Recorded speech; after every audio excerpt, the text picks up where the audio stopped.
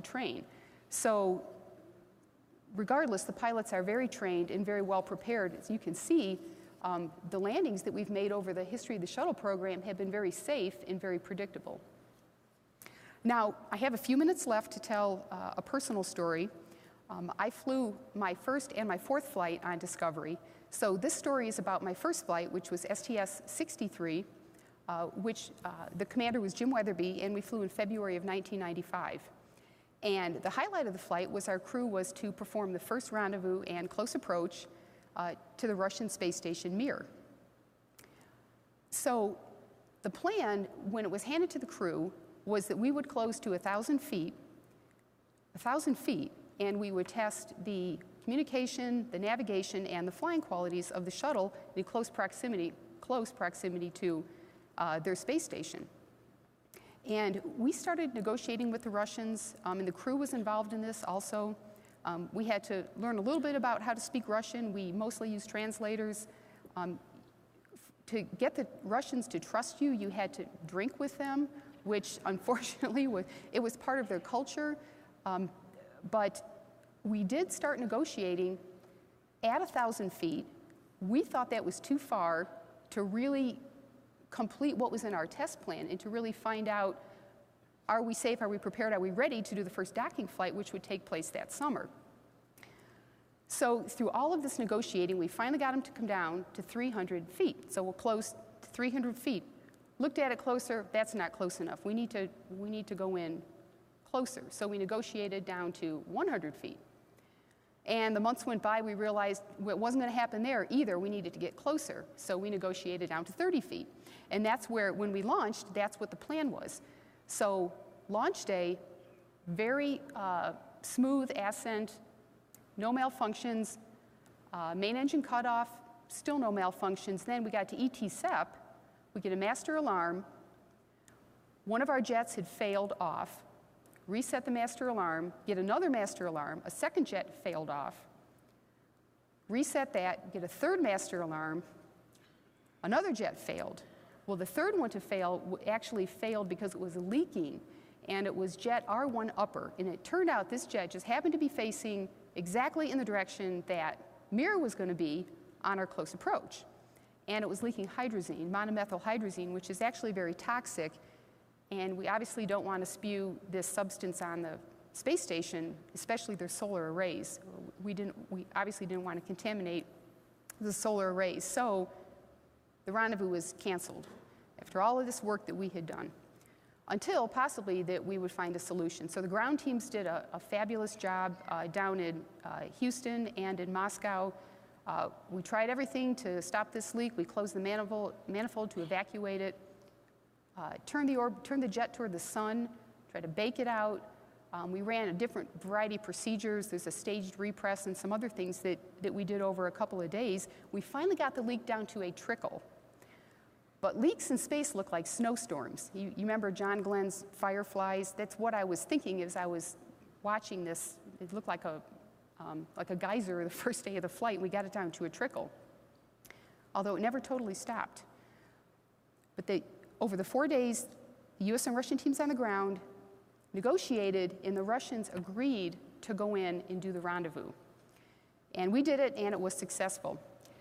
So it was at this point, on flight day 4 of the flight, that on Discovery, that I actually realized that the Russians really did want to do this flight test as much as we did.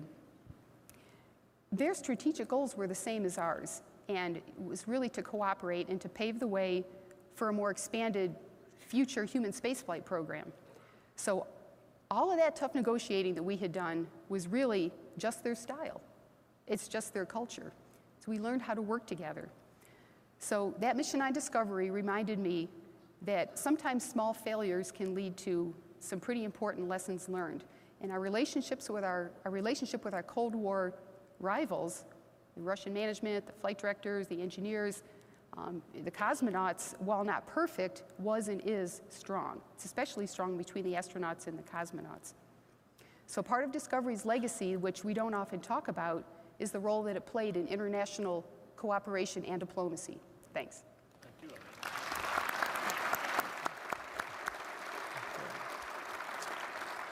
Brad? Thank you. I had the privilege of flying Atlantis on my last mission. The story of Atlantis is very, very, very rich. It flew 32 missions, and it will fly one more time. It took the Columbus module to the International Space Station, took Destiny to the International Space Station.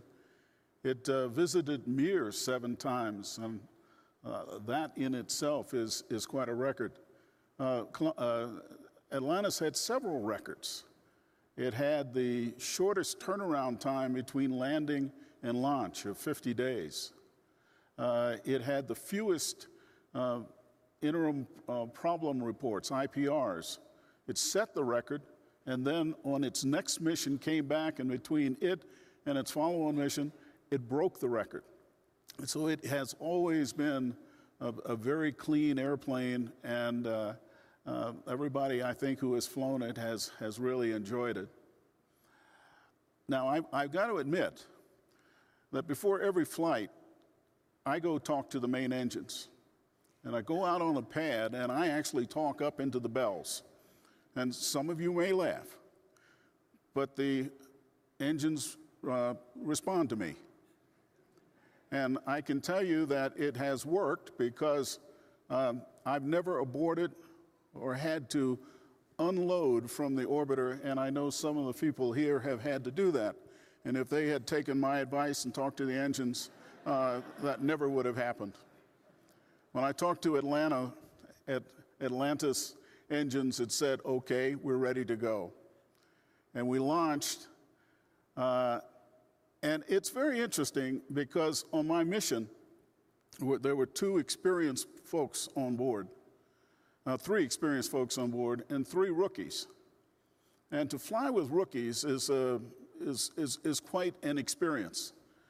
When you're sitting on the pad on that particular mission, we're sitting on the pad, and one of them asked me if we were in space yet.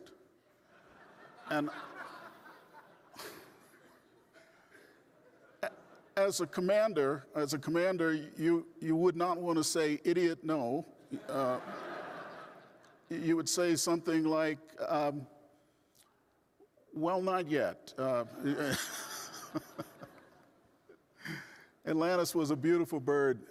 Brewster talked about the way it moved like this after SRB SEP and with the main engines on. It was a very, very smooth airplane. It got to orbit, right on orbit. We had no burns necessary to get us in a circular orbit. And our main purpose was to deploy this satellite. And this picture you've probably seen 100 times if you've looked at any Air Force publication or Aviation Week or any other publication that shows satellites. This is the Defense Support Program, DSP satellite, and it is the only one launched by the Shuttle. I love this picture because it shows the harmony between space, that black stuff you see on the left, and Earth, the blue, and this beautiful Atlantis with the DSP satellite in there. And if you look very closely in the big nozzle of the satellite, you can actually see the reflection of Earth. With rookies, and in particular, this particular flight, let me not go the rookie route, but on this particular flight, we had a very interesting crew. 3 of us were married, and 3 of us were bachelors. And so before every flight, the significant other was issued something called a primary contact, or PC badge. And it was very interesting because for the 3 of us who were married, it was pretty obvious who our significant other was. And that person could visit us during the times we were in quarantine. Well, Dan Brandenstein was the office director at that time, the astronaut office chief, and he had the opportunity to decide what to do with these bachelors. And so I think he gave up, just like I did, and we issued these primary contact badges to any significant other that these 3 bachelors would like to see. And so every day a new set would come in.